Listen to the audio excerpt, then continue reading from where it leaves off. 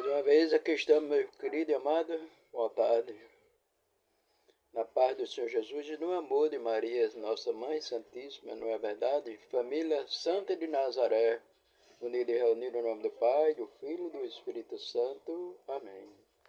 Hoje, sábado, hoje, domingo, dia do Senhor. Hoje é o dia do Senhor, não é verdade? O evangelho de hoje é Lucas, no capítulo 10, versículo de 1 a 12, depois 17 a 20.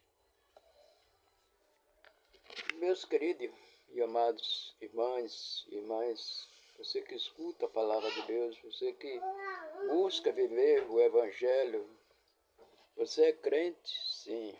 Crente significa o quê? Em três palavras, crer, crente, todos creem, né?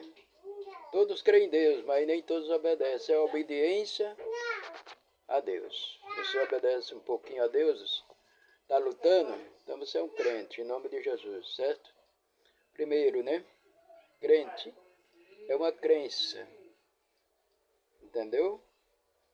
Se você é evangélico, eu sou crente evangélico, melhor ainda.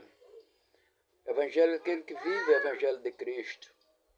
Sabia que até o inimigo ele é crente?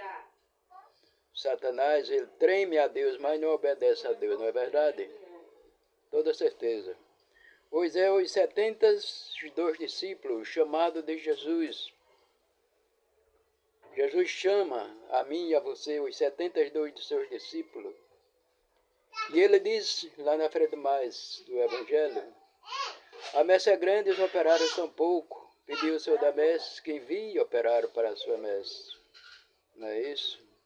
Meus amados queridos, amados irmãos, mães, jovens, adultos, qual é a diferença do pastor protestante para um sacerdote da Igreja Católica? Quais são as diferenças? Você sabia qual é a diferença? Sim ou não? Primeiro,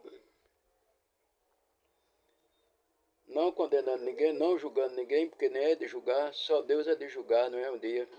Mas, voltando para a palavra de Deus, o protestante, que se diz o nome de, que se dá o nome de pastor, só existe um pastor, que é Jesus, que é Deus. E aquele que Deus escolheu, que está lá em Roma, no lugar, na cadeira de Pedro, esse é um pastor das ovelhas. Escolhido não por ele, mas por aqueles que oraram por ele a Deus. A diferença do protestante, do pastor protestante para o sacerdote. O protestante, basta saber só ler, né? Só um pouco a ler. Aí ele já é pastor, né? É pastor, significa pastor, porque ele prega, ele, né?